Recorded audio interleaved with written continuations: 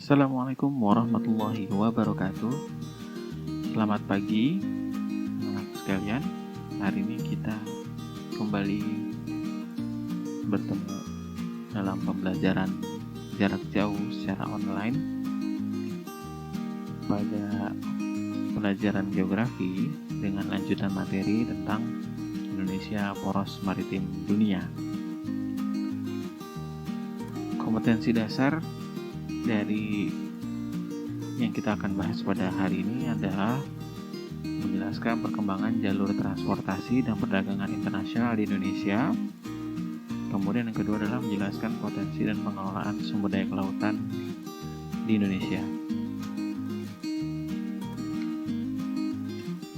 Yang pertama kita bahas adalah tentang perkembangan jalur transportasi dan perdagangan internasional di Indonesia. Pada presentasi kita lihat bahwa di situ terdapat rute perdagangan kuno, di mana ada dua jalur utama perdagangan kuno yang paling terkenal pada saat itu, yaitu jalur perdagangan sutra dan jalur laut yang berupa perdagangan rempah-rempah. Kita bisa lihat garis warna kuning itu adalah jalur sutra yang membentang dari di Asia bagian tengah. Kemudian kita bisa lihat lagi jalur warna biru itu yang merupakan jalur laut. Jalur laut yang komoditasnya adalah perdagangan rempah itu ramai dikunjungi oleh para pedagang, terutama dari wilayah Eropa. Nah, kemudian kita lihat lagi pada slide. Di situ ada peta kerajaan Majapahit, di mana kita bisa lihat bahwasanya dari peta yang ditampilkan ada wilayah jangkauan ekspedisi armada laut Majapahit yang sangat luas, bahkan sampai pada wilayah di Asia Tenggara. Makanya kemudian Patih Gajah Mada, patih terkenal dari Kerajaan Majapahit, itu mengungkapkan ikrar, janji bahwa akan mempersatukan Nusantara. Nah, kenapa demikian? Karena penjelajahan ekspedisi armada lautnya itu sudah sampai wilayah Indonesia Barat sampai dengan Indonesia Timur. Kita lihat petanya di situ, legendanya ya, ibu kota Majapahit ada di Trowulan, kemudian ranah inti atau wilayah kekuasaan darat yang paling utama, kemudian negeri bawahan Majapahit berwarna kuning yang meliputi wilayah Sumatera, Jawa, dan juga di sebagian Kalimantan. Nah, kemudian kawasan laut di bawah pengaruh Majapahit itu yang warna biru agak gelap itu meliputi wilayah Sumatera sampai pada Thailand, semenanjung Asia gitu ya. Kemudian next kita lihat pada lalu lintas maritim modern tahun 2014. Ini kita bisa lihat warna hijau itu adalah warna arus laut ya, lalu lintas maritim.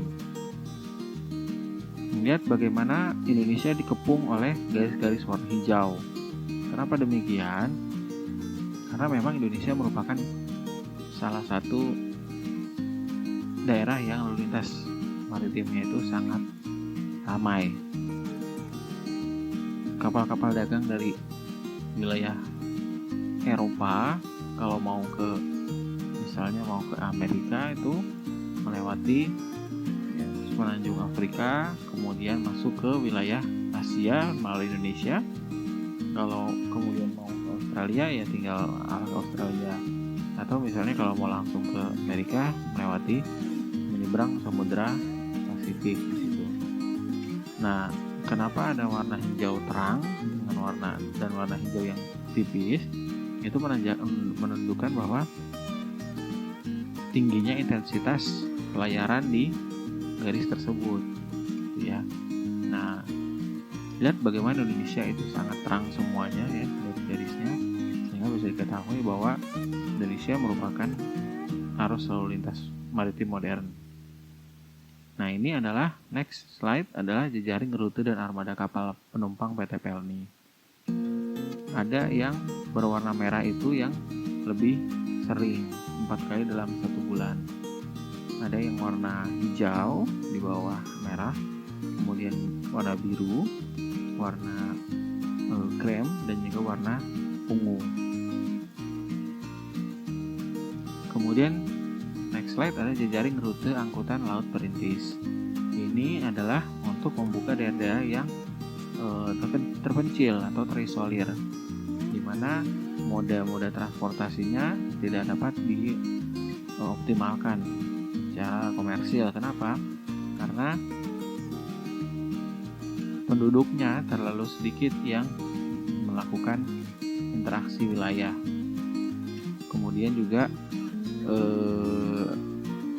kondisi perairan sehingga tidak memadai adanya angkutan laut yang bisa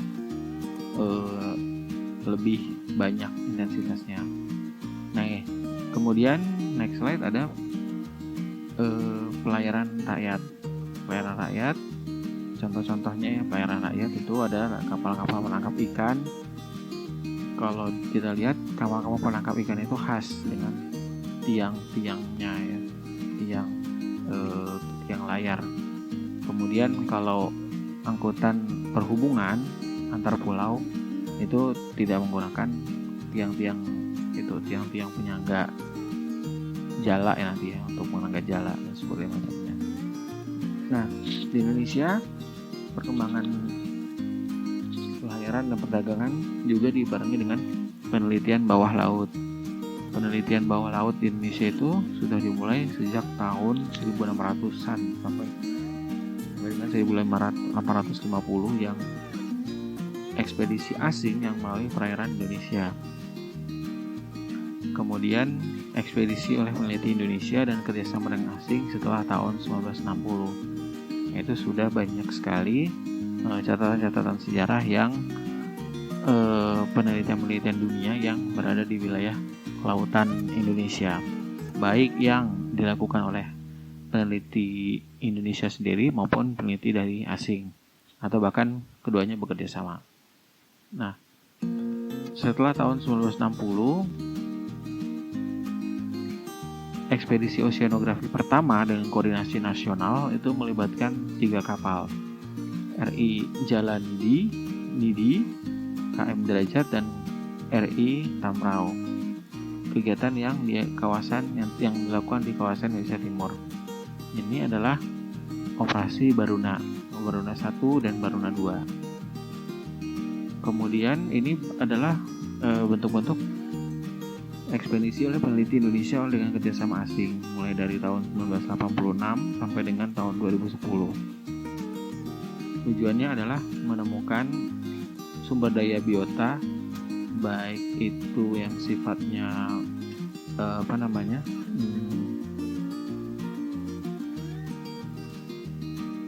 alga, ya, bisa juga kemudian organisme dan lain sebagainya gitu ya, atau bahkan untuk pemetaan dasar laut. Nah, ini adalah kapal yang khusus yang dimiliki oleh Indonesia, ya, yang terutama ada 3 instansi yang memiliki kapal-kapal penelitian. Baruna Jaya 1 atau Baruna Jaya 4 itu yang dimiliki oleh BPPT, Badan Pengkajian dan Penerapan Teknologi. Baruna Jaya 7 dan Baruna Jaya 8 itu dimiliki oleh Lembaga Ilmu Pengetahuan Indonesia. Kemudian dari P3GL dari ISDM untuk survei geologi laut itu ada Geomarine 1, 2, dan 3. Kemudian Indonesia juga menggunakan yang namanya ROV atau robot bawah laut, remotely operated vehicle.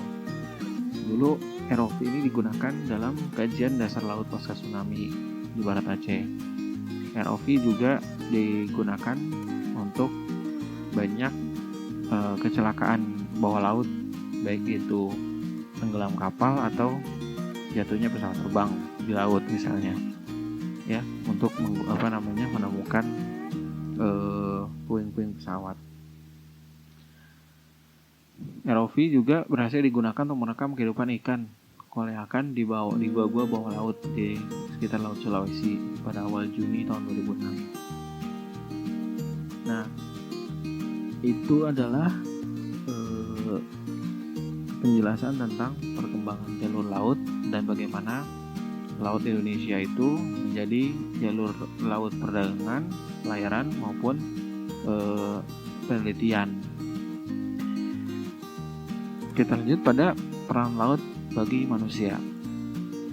Nah, bagi manusia, laut itu merupakan yang pertama adalah sumber pangan, sumber obat-obatan, sumber mineral, sumber energi, sumber penyedia lapangan pekerjaan, pendukung ekonomi nasional, jalan tol untuk distribusi barang dan manusia, keamanan nasional, sumber inspirasi, tempat rekreasi, penyegaran dan penemuan, dan terakhir adalah warisan budaya pada banyak suku bangsa. Yang pertama, sumber pangan.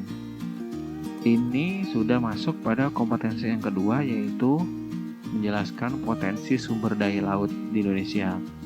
Salah satunya adalah sumber pangan. Hasil tangkapan laut yang dijadikan komoditas sumber pangan itu beragam, mulai dari ikan sampai pada squid atau cumi dan segala macamnya itu ya. Itu bisa dilihat pada grafik. Ya, ini laut sebagai sumber pangan yang kaya protein dibandingkan dengan sumber pangan lain berasal dari daratan. Protein itu sangat penting bagi regenerasi sel dalam tubuh manusia. Fish meal mencapai presentasinya 60% gitu ya.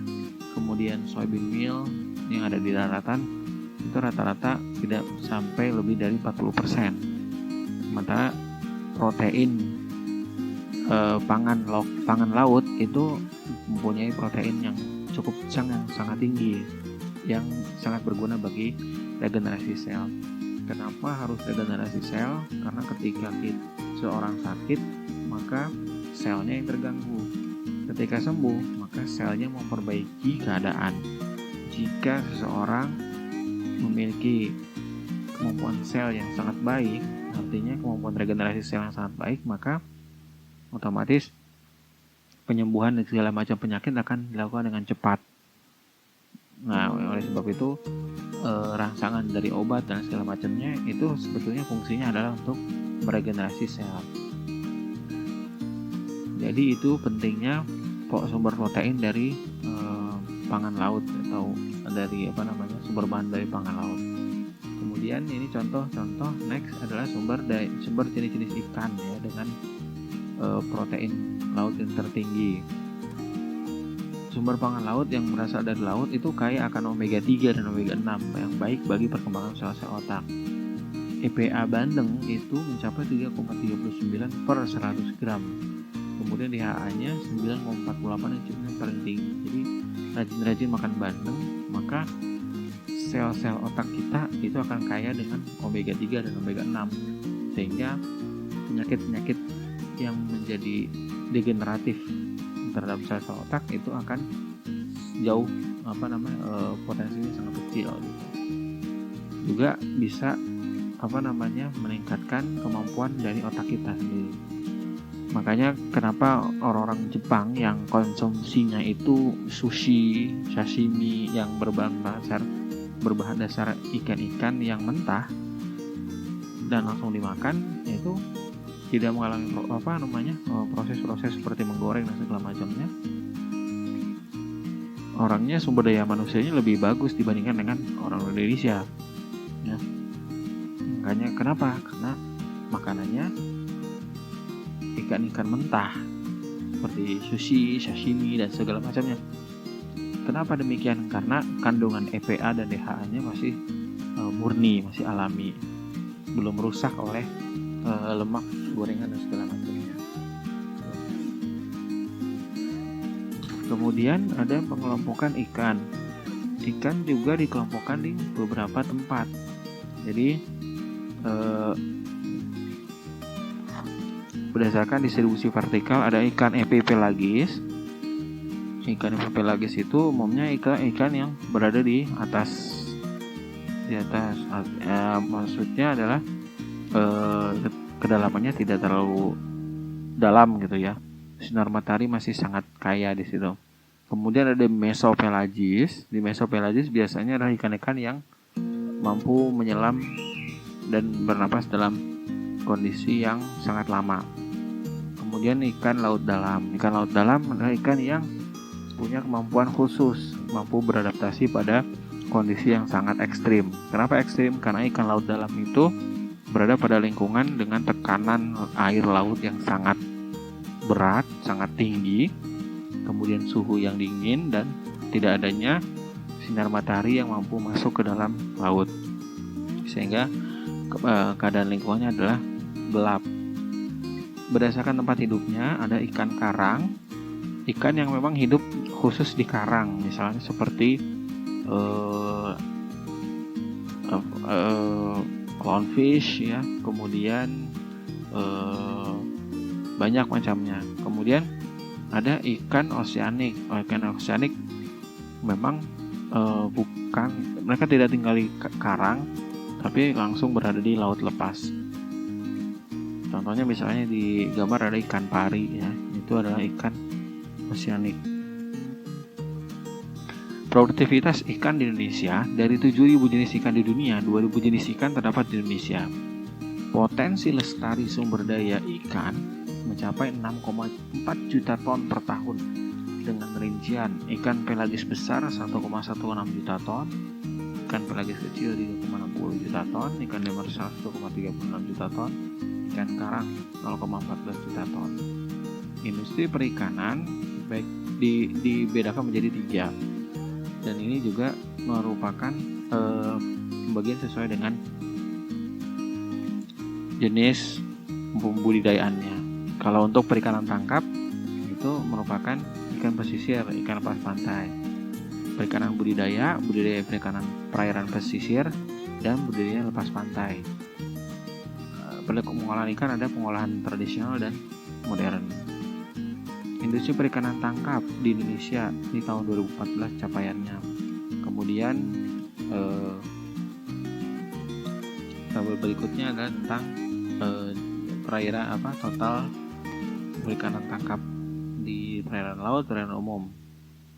Kemudian ini ada industri perikanan budidaya ikan air tawar, budidaya ikan air payau, budidaya laut, kemudian total produksi perikanan budidaya. Rumput laut itu juga merupakan bagian yang dibudidayakan. Ini adalah industri pengolahan. Jadi ikan yang diambil kemudian diolah, baik itu buat industri pengalengan ikan misalnya dan lain sebagainya. Nah, ini perbandingan ekspor impor Indonesia dari tahun 1994 sampai dengan tahun 2000. Datanya memang agak lama, tapi bisa kita lihat perbandingannya ya, dan pertumbuhannya seperti apa. Laut juga merupakan sumber obat-obatan bagi manusia. Beberapa senyawa bioaktif yang berasal dari biota laut memiliki sifat antibiotik, anti-tumor, anti-kanker, antivirus, dan anti-inflamasi. Sumber obat-obatan ini ya contohnya. Itu dan sumber-sumbernya. Misalnya kita ambil antivirus, itu bisa diambil dari spons atau krambe-krambe. Kemudian anti peradangan bisa diambil dari spons yang jenis Luvarela variabilis. Kemudian anti kanker bahkan spons dari Lysodendrochlorix sp dan lain sebagainya. Itu bisa dilihat dari tabelnya. Nah, kemudian sumber-sumber obat-obatan dari bioaktif dari Cnidaria.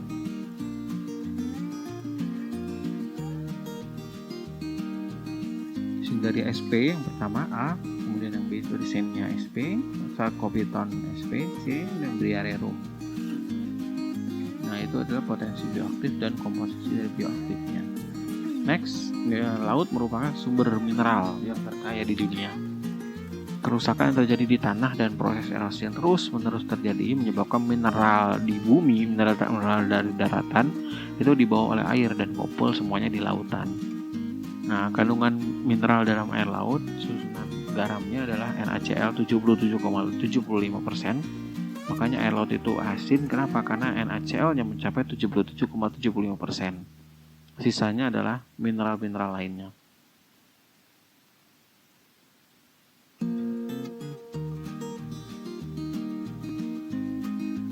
Kita lanjutkan sumber mineral dari lautan juga.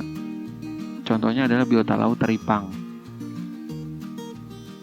Teripang ini merupakan timun laut, ya, hewan karang yang sangat tinggi proteinnya. Bahkan disarankan untuk dikonsumsi setiap hari karena kandungan mineral dalam biota teripang ini sangat banyak, sangat besar, dan sangat bermanfaat bagi tubuh kita. Laut juga merupakan sumber energi. Energi di laut dihasilkan beberapa jenisnya, ya. Itu pertama dari wave energy atau gelombang energi, kemudian tidal energy, energi pasang surut, ocean current energy, kemudian ada ocean thermal energy, dan marine bioenergy. Untuk saat ini di Indonesia disarankan mengembangkan teknologi hijau yang sifatnya marine bioenergy dan wave energy serta ocean thermal energy. Contohnya energi pasang surut, tidal energy, itu menjadi pembangkit listrik tenaga pasang surut. Kemudian ada ocean current energy itu menjadi energi arus laut. Kemudian energi gelombang laut juga menjadi pembangkit listrik tenaga gelombang laut. Kemudian konversi suhu laut, ocean thermal energy convection, di mana di situ dilihat bagannya bahwa suhu laut mampu memanaskan turbin untuk menggerakkan generator. Kemudian biomarine atau bioenergi laut, mikro dan makro alga. Laut juga merupakan sumber lapangan pekerjaan. Beberapa bidang pekerjaan berhubungan dengan laut, yang lain ya, bisa dibaca di situ. Peranan laut bagi ekonomi nasional. Ini masih di tahun 2003. Pendapatan nilai ekonominya mencapai miliar dolar Amerika Serikat.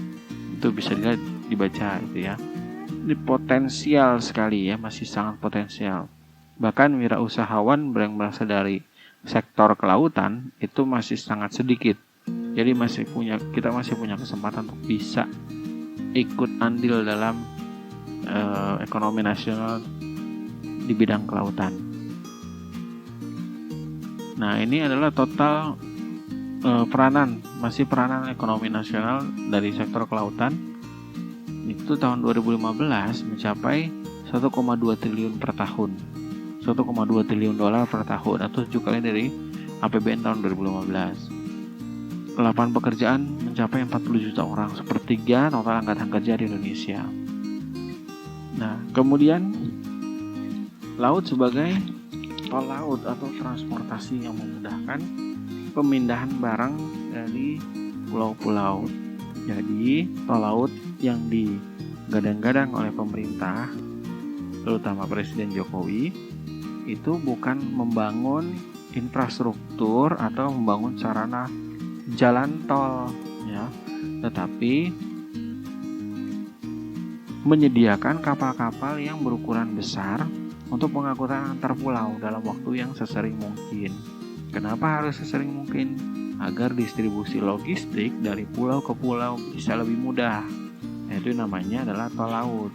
Sehingga ketika distribusinya ada setiap hari, maka tidak ada yang namanya perbedaan harga.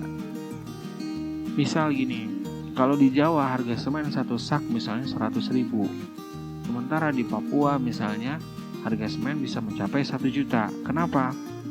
Karena ongkosnya untuk memindahkan semen dari Jawa ke Papua itu sangat jauh, dan perahunya dan kapal lautnya pun sangat jarang, sehingga dibutuhkan ongkos yang besar. Maka tol laut menjadi jawaban supaya apa?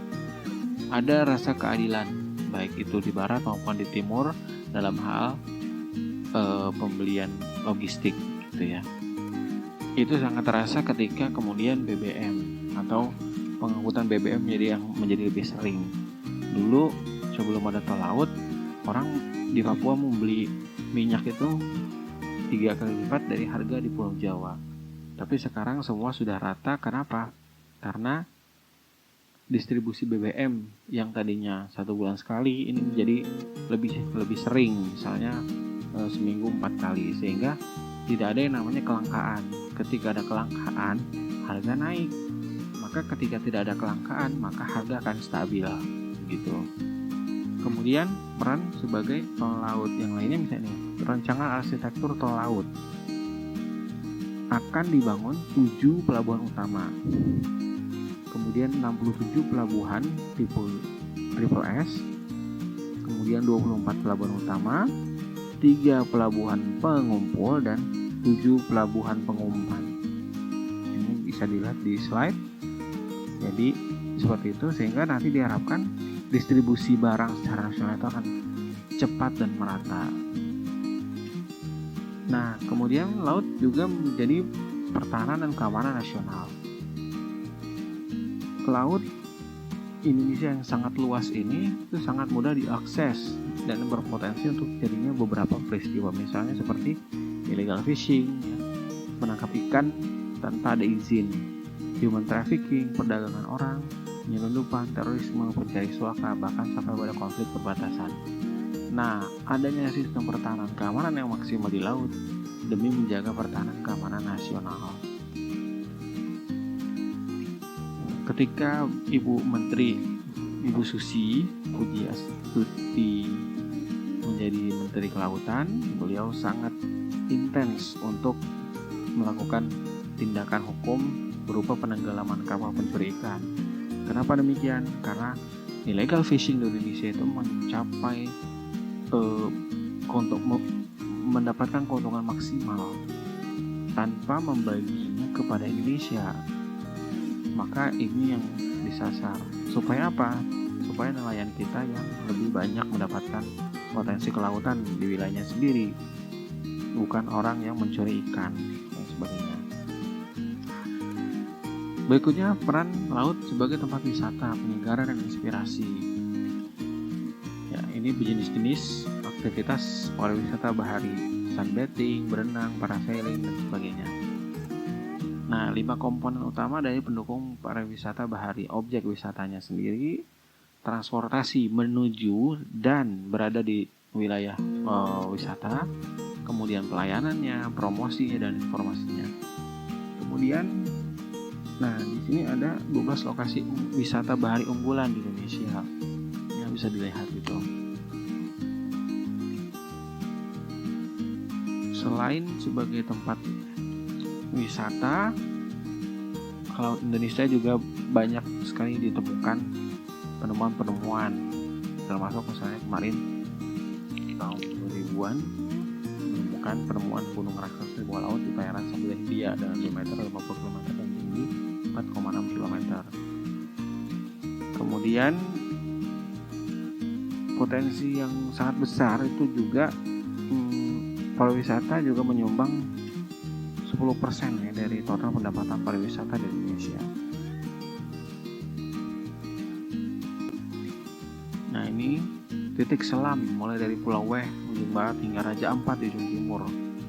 Potensi efek buruknya adalah kerusakan ekosistem terumbu karang. Kenapa? Semakin banyak pengunjung, semakin bisa merusak tempat hidup atau terumbu karang kita sendiri. Kemudian lebih banyak didominasi oleh pengusaha asing. Kenapa? Karena pengusaha lokal kurang bisa mengelola sehingga kemudian melemah dan menjual asetnya. Nah, kemudian ini adalah peta potensi destinasi wisata selam di Indonesia. Nextnya ini adalah boat yang digunakan untuk berlayar, cruise. Cruise adalah kapal pesiar berukuran besar yang pada umumnya dapat mengangkut ratusan bahkan ribuan wisatawan ketika berlayar wisata cruise. Kemudian ada yacht, jenis-jenisnya yacht. Kapal pesiar berukuran lebih kecil dari cruise. Bisnis yang ini banyak digarap oleh pemerintah daerah, terutama di daerah Kepulauan Seribu di Jakarta. Nah, ini yang lebih besar lagi, kapal pesiar. Laut juga merupakan sumber inspirasi. Contoh-contoh misalnya biota laut digunakan untuk desain rumah atau desain bangunan. Laut juga merupakan warisan budaya pada banyak suku bangsa. Misalnya budaya menangkap paus di Lamalera, NTT, kapal pinisi dari suku Bugis, itu merupakan kearifan lokal. Ada juga hajat laut atau ngelarung istilahnya, atau sasi laut di Maluku, yang maka menjamin keberlangsungan sumber daya laut, rame-rame menangkap ikan di laut yang dangkal. Kemudian, bagaimana kemudian melakukan perlindungan terhadap keanekaragaman hayati laut? Ya, maka kemudian pemerintah menegakkan itu dengan peraturan perundang-undangan dan juga menetapkan banyak zona-zona sebagai zona perlindungan keanekaragaman hayati laut. Misalnya membentuk Taman Nasional, kemudian daerah perlindungan laut, Marine Protected Area. Kemudian ini adalah contoh pada zonasi kawasan perlindungan keanekaragaman hayati laut di Komodo National Park di Nusa Tenggara Timur. Ada 3 zona dalam perlindungan keanekaragaman hayati. Ada zona inti, zona penyangga, dan zona pemanfaatan. Baik, itu yang dapat saya sampaikan. Ada 2 hari ini kita bahas. Yang pertama adalah bagaimana Indonesia menjadi pusat pelayaran, perdagangan, penelitian pada bidang kelautan.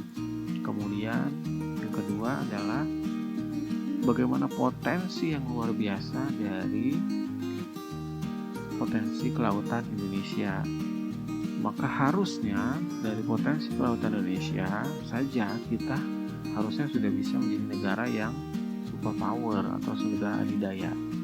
Kenapa? Potensi kelautannya sangat-sangat besar. Itu hanya dari laut.